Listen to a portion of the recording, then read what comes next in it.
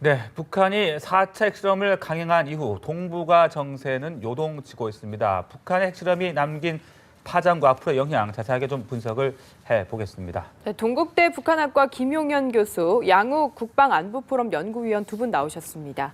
안녕하십니까? 네, 안녕하십니까. 네, 유엔 안전보장이사회가 북한의 추가 핵실험 강력히 규탄을 했고요. 새로운 대북 제재 결의안을 마련하겠다. 이제 이런 입장까지 밝히고 있습니다. 어떻게 보셨습니까? 사실 이제 그 유엔 차원에서의 대북 제재 결의안 착수 이 부분은 트리거 조항 때문에 당연히 이렇게 갈 수밖에 없습니다. 다시 말씀드리면 북한이 핵실험이나 장거리 로켓 발사를 할 경우에 네.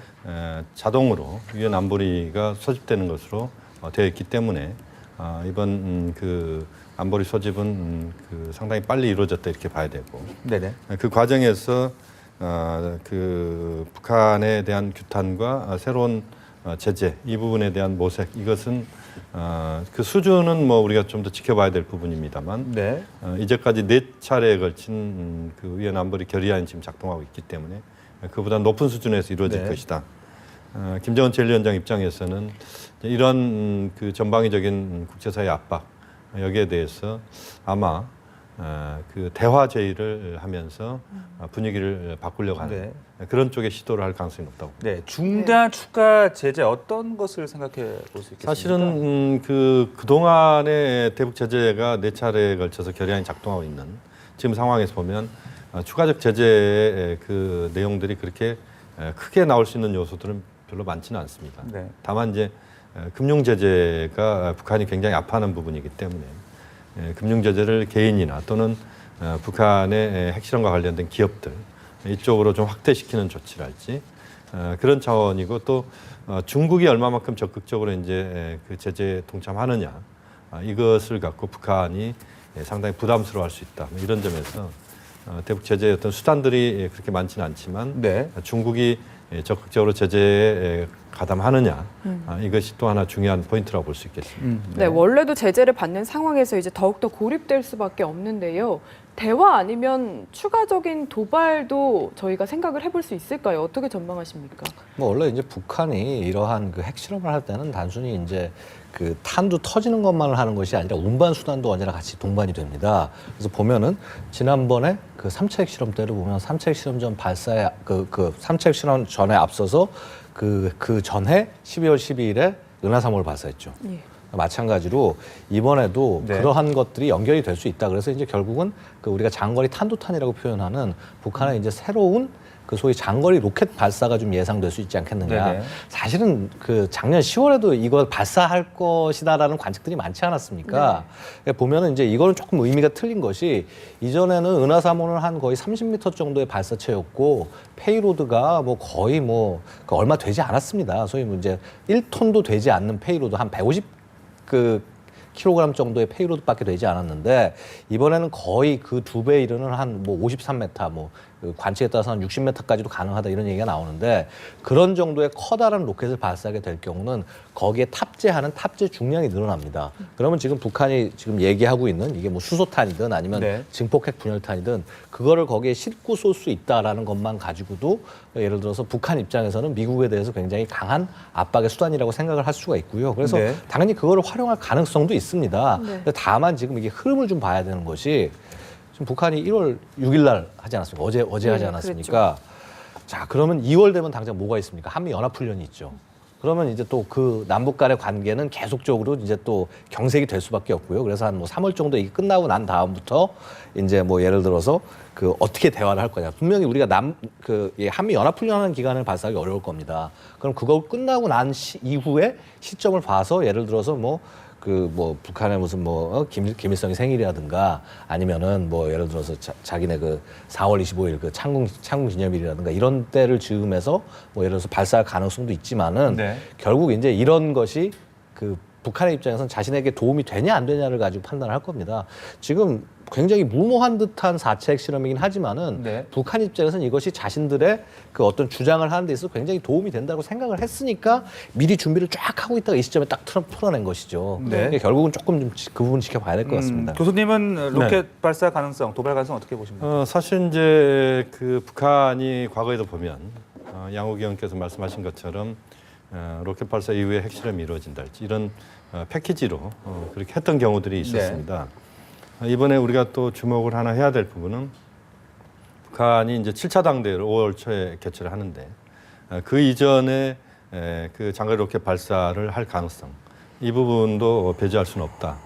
그렇게 봐야 될 것 같습니다. 다만 이제 문제는 국제사회의 대북 압박, 특히 중국이 이 압박 수위를 상당히 높일 경우에, 그러니까 국제 공조에 중국이 일반적인 참여나 또는 소극적 참여가 아니고 적극적 참여를 할 경우에, 그런 경우에 북한이 장거리 로켓 실험까지도 할 수 있느냐 하는 부분입니다.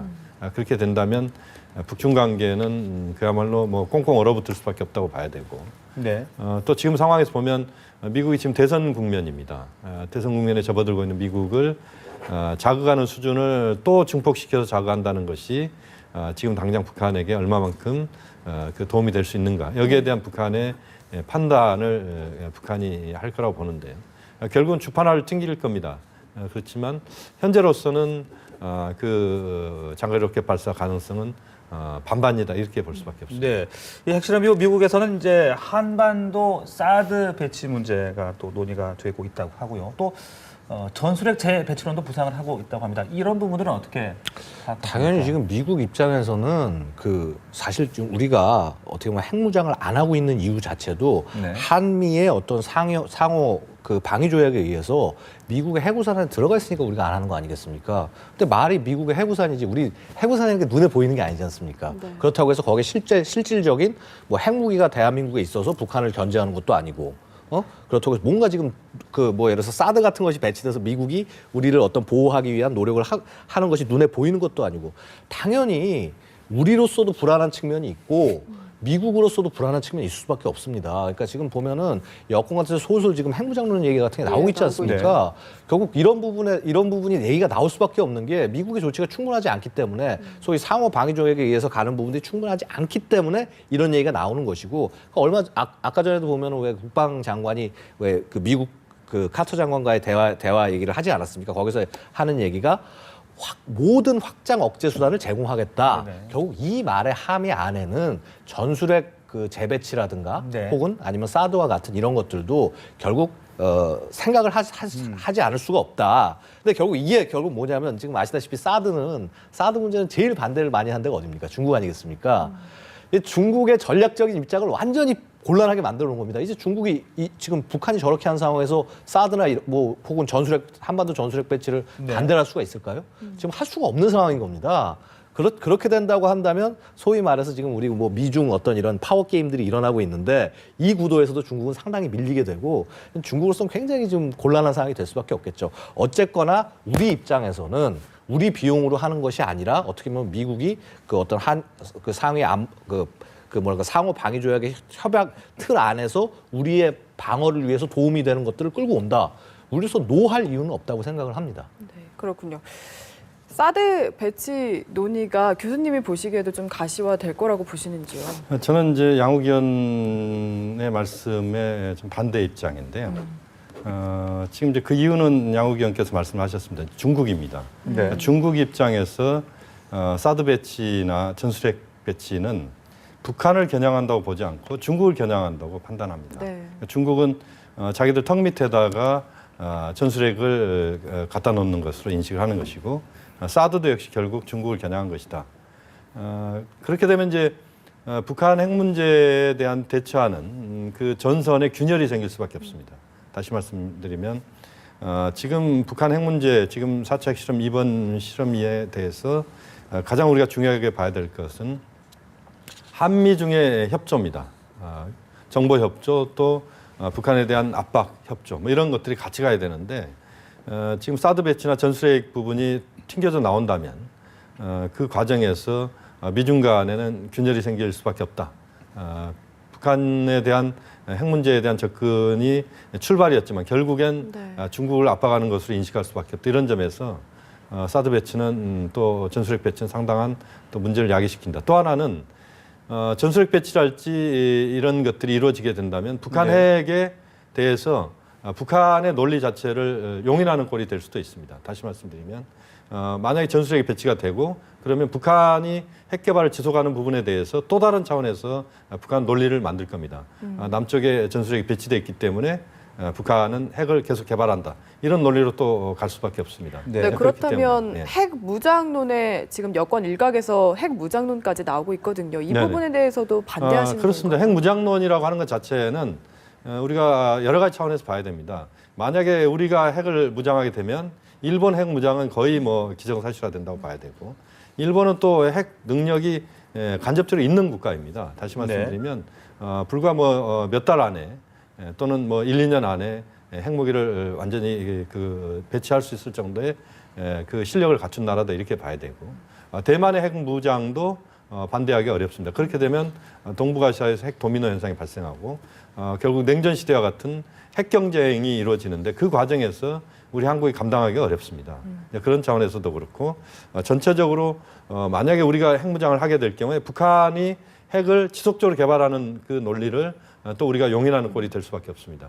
그렇게 될 때 엄청난 문제들을 우리가 야기시키는 상황이 또 될 수밖에 없다. 네. 또 만약에 우리가 핵을 개발할 경우에 국제사회 유엔 차원에서 제재랄지 이런 것들이 또 가해지게 됩니다. 그러면 경제 제재랄지 이런 것들이 올 수밖에 없는데 그렇게 될 때 우리의 무역 규모가 우리가 엄청나고 수출 주도형 우리 국가 지금 상황에서 대단히 한국 경제에 어려움을 줄 수밖에 없다.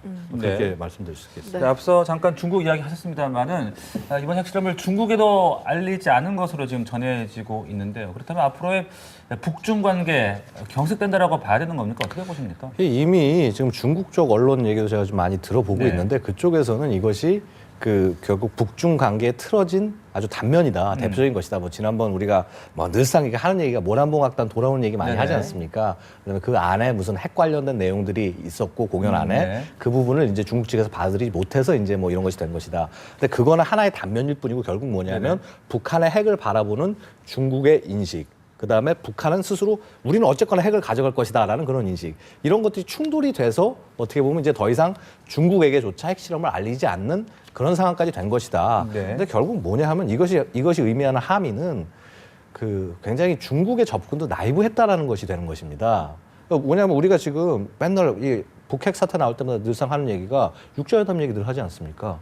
육자회담 지금 정지된 지 굉장히 오래됐고요. 근데 결국 육자회담을 이렇게 끌고 온 이유 중에 하나도 중요한 요인 중에 하나가 사실은 중국입니다. 중국이 그 부분을 주도하고 그다음에 북한의 이런 부분을 포기시킬 수 있다라는 어떤 그런 주장, 그다음에 자꾸 평화를 얘기하는데 그래서 사실 그 중국의 그렇게 굉장히 많은 기회를 준 겁니다. 기회를 줬음에도 불구하고 지금 중국이 해놓은 건 아무것도 없거든요. 물론 중국이 할 수 없는 부분도 분명히 있습니다. 그런 부분을 우리가 이해를 해야 하지만은 결국 지금 중국 주도의 시스템이 지금 붕괴하고 있다. 제대로 작동을 하지 못하고 있다라는 점에서 중국 측에서도 변화가 있어야 된다. 지금 네. 뭐냐면 중국이 북한을 바라보는 전략적인 의미 중에서 이런 부분이 있지 않습니까? 그 버퍼다 일종의. 예를 들어서 이 소위 말하는 민주주의, 그러니까 뭐 예를 들어서 미국이라든가 아니면 한국, 뭐 일본 이런데 안보에 대한 버퍼로서 북한을 바라보는 그런 것이 아니라 이제 북한이 갖고 있는 핵 자체가요. 사실 지금 능력으로는 미국을 공격할 수 있는 능력이 절대 안 됩니다. 만약에 지금 공격을 가능하다면 한국이나 일본이나 중국을 공격이 가능한 것이고요. 결국 그럼 뭐냐면 중국 스스로가 북한이라는 괴물이 이렇게 핵을 무장하게 내버려둔 꼴밖에 되지 않는 것입니다. 그다음에 지금 중국이 늘상 얘기하는 것이 뭐 1대1로 중국의 꿈 얘기하면서 뭐 아시아 태평양 지역에서 우리가 부흥해가지고 해서 뭐 전 세계의 세계적인 파워가 되겠다. 북한 문제도 해결 못하는 나라가 무슨 세계를 주도한다는 겁니까? 말도 안 되는 얘기거든요. 결국 중국 입장에서는 북한이란 것은 반드시 털어야 되고 해결해야 되는 문제라는 것입니다. 그래서 이런 부분을 우리 정부도 혹은 뭐 세계도 마찬가지로 중국에 굉장히 강하게 얘기를 하면서 방향을 끌고 나가는 것, 사실 이게 아마 우리 정부에서 할 수 있는 굉장히 강력한 노력 중에 하나가 아닌가 이렇게 생각할 수 있겠습니다. 네, 사실 이번 대북 제재도요. 중국 그리고 러시아의 역할이 중요하다 이런 이야기들 반복해서 나오고 있거든요. 네. 이번에 중국이 좀 변화된 모습을 보여줄까요? 사실 이제 중국은 고민이 있습니다. 중국 외교부에서 어제 이제 강하게 북한 핵 실험에 대한 그 비판이 나왔습니다. 그런데 이제 중국이 또 하나 고민할 수밖에 없는 건 북한이 갖고 있는 중국에 있어서 전략적 이해관계입니다.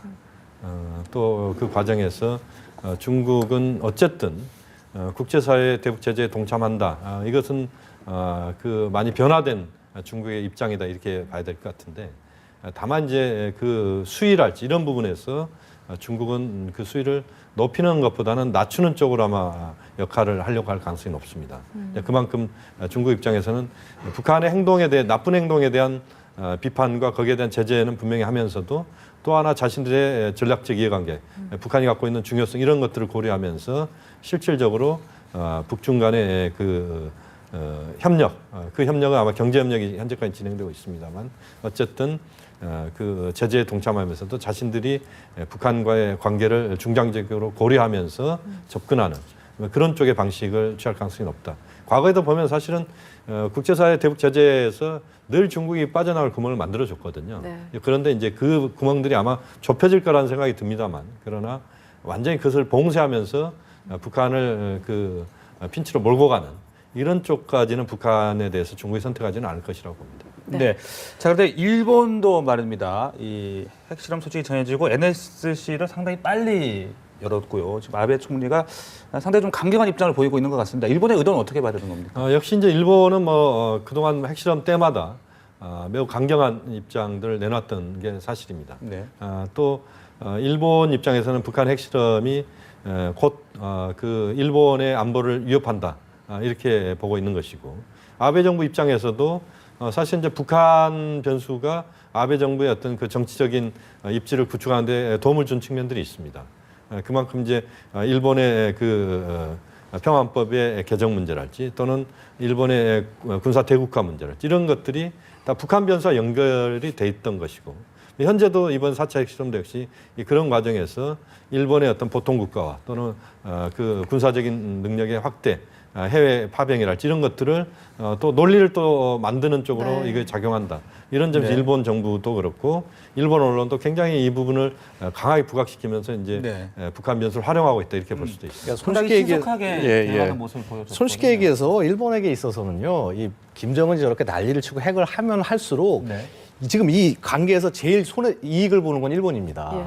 그러니까 일본 지금 아까도 말씀하셨지만 평화법 개정이라는 게 굉장히 커다란 문제가 되는데 이런 조성을 그 바꿀 수 있는 여건을 북한이 그냥 그대로 만들어준 겁니다. 연초부터 네. 만들어줬을 뿐만 아니라 자 이러면 어떻게 되냐 북한 당장 일본 언론에서 꺼내는 게 히로시마 나가사키 얘기 꺼냅니다. 그러면서 그러니까 우리 일본은 바뀌어야 된다. 이러면 일본 여론이 먹힐 수밖에 없는 것이거든요. 그런 의미에서 봤을 때 김정은이야말로 진정한 친일파가 아닌가 하는 생각이 들 정도로 너무나 일본에게 네. 유리한 상황으로 지금 돌아가고 있다 이렇게 말씀드리고 싶습니다. 네. 그리고 남북 관계도 살펴봐야 할 텐데요. 냉랭해질 수밖에 없는 상황입니다. 대북 정책의 전면적인 수정 이야기까지 나오는데 어떻게 보십니까? 사실은 지금 검토를 해야 될 시점이 되긴 된 것 같습니다. 왜냐하면 지금 우리가 자꾸 지금 우리가 북한과 어떤 협상하고 대화를 할 때 있어서 가장 근본적인 조건이 뭐냐면 우리의 대화와 협상으로 북한이 핵을 내려놓을 수 있게 되지 않겠느냐라는 것이 어떤 근본적인 가정인데 지금 그거는 말도 안 되는 가정이라는 게 이번에 그 4차 핵실험 통해서 드러난 겁니다. 북한은 절대 핵을 내놓지 않는다는 것이 드러난 네. 거고 그럼 그런 상황에서라면 지금의 가정과는 전혀 다른 접근이 당연히 필요한 거고 제로베이스 검토라는 것을 할 수밖에 없다는 것이거든요. 그래서 우리가 뭔가 가정을 할 때 wishful thinking, 대화를 좀 한다라고 해서 그게 모든 게 잘 풀리고 풀려간다. 이런 그 뭐라고 할까 나이브한 접근 가지고는 앞으로 계속 이렇게 북한이 할 때마다 끌려갈 수밖에 없게 되는 이런 상황이 된다는 것이죠. 네. 자, 그리고 지난 8.25 합의 때 비정상적인 사태가 발생할 경우 대북 확성기 방송을 재개한다. 이런 내용이 있었기 때문에 네. 당장 뭐 확성기 방송 재개해야 된다 이런 목소리도 좀 나오고 있고 국방부는 좀 일단은 신중한 입장을 보이고 있는 것 같은데요. 네. 네, 어떻게 생각하십니까? 사실 이제 대북 확성기 방송 재개 부분은 저는 매우 신중해야 된다고 봅니다. 네. 왜냐하면 북한이 핵실험을 했고 그 과정에서 남북 관계를 개선할 수 있는 그 출구 자체를 봉쇄한 측면이 분명히 있습니다. 또 거기에 대한 제재라고 하는 측면에서 우리의 다양한 그 방식의 또 그 상황들이 만들어질 필요는 있다고 봅니다. 다만 이제 확성기 방송을 재개하게 된다면 남북 관계는 우리가 또 막는 부분들이 있습니다. 다시 말씀드리면 확성기 방송과 관련된 부분에서 결국 이제 상호 간에 뭔가 남북이 이제 난타전으로 가는 시기 될 가능성이 높은데요. 네. 그렇게 될 경우에 우리가 좀 더 중장기적으로 봤을 때 남북 관계를 풀어가는 데 있어서 그런 방식이 특별하게 그 도움이 될 수 있느냐라고 하는 부분에서 매우 신중할 필요가 있다고 보고 오히려 지금 상황에서는 미중과의 그 국제 공조 그 속에서 균열이 발생하지 않으면서 미국과 중국을 통해서 또 미국과 중국과 함께 일본, 러시아까지 함께 북한에 대한 그 국제적 제재 이 부분에서의 한국의 역할 이런 네. 것들을 보다 지금은 중요하게 보는 그런 시점이지 않느냐 하는 판단입니다. 네, 양 의원님은 대북 확성기 방식이나 심리전 제게 어떻게 생각하시는지 뭐 궁금합니다. 교수님 말씀처럼 국제 어떤 사회를 잘 활용하는 거 분명히 필요합니다. 그런데 국제사회만 바라보고 앉아 있다가는 이게 나라로서 기능을 못하는 겁니다. 근본적으로 남북 관계는 남쪽이 끌고 가는 거지 미국이나 중국이 끌고 가는 게 아닙니다. 우리는 그런 거를 활용해야 되는 상황이고요. 그래서 다만 그 시점에서 강경수가 필요하다. 그리고 그 강경수를 끌고 갈 전략이 있다라고 하면은 당장 실행해서 끌고 가면 되는 것이고 그런 부분에서 약간 확신이 없고 뭔가 대책이 필요하다. 예를 들어서 당장 대북 확성기 방송할 것 같으면 전방에 있는 분들 뭐 좀 힘들어지고 그다음에 국민들 전체가 아무래도 이런 어떤 충돌의 위험을 끌고 갈 수밖에 없지 않습니까? 네. 그럼 이게 만약에 필요하다고 한다면 정부가 딱 당당하게 얘기하면서 자, 우리 힘을 다시 한번 모아 주십시오. 지난번 8월 도발 때처럼 우리가 다시 힘을 모아가지고 해서 북한에 압박을 가야 될 시점입니다. 이런 걸 설득해서 리더십 있게 끌고 가면 된다는 것입니다. 결국은 그 우리에게 어떠한 전략이 있느냐 그게 제일 관건이 아닌가 생각이 됩니다. 네. 그리고 지난달에 반기문 유엔 사무총장의 방북 사실이 전해지기도 했었는데요. 이게 네. 어떻게 될지도 궁금합니다. 뭐 지금 현재로서는 반기문 총장의 방북은 물을 아예 건너갔다 이렇게 봐야 될 것 같습니다. 네. 그러니까 극적으로 북한 핵 문제에 대한 뭐 대화의 출구들이 만들어지거나 또는 반 총장의 방북으로 그런 출구들이 만들어질 수 있다는 그 전제가 붙지 않는 이상 반 총장의 방북은 거의 상당 기간 어렵다. 최소한 올 상반기까지는 거의 어려운 것 아니냐 하는 판단입니다. 그래서 사실 이제 유엔에서 역할이 매우 저는 중요하다고 보는데요. 유엔이 지금 이제 안보리 결의안도 곧 나오겠습니다만 어쨌든 유엔 차원에서의 그 제재 또 그 과정에서 큰 틀에서는 그런 지금의 상황들을 풀어낼 수 있는 대화 뭐 이런 것들을 두 가지를 다 고민하면서 유엔에서 역할이 필요하다고 봅니다. 네, 알겠습니다. 지금까지 김용현 교수 그리고 양욱 연구위원과 함께 이야기 나눴습니다. 말씀 고맙습니다. 감사합니다.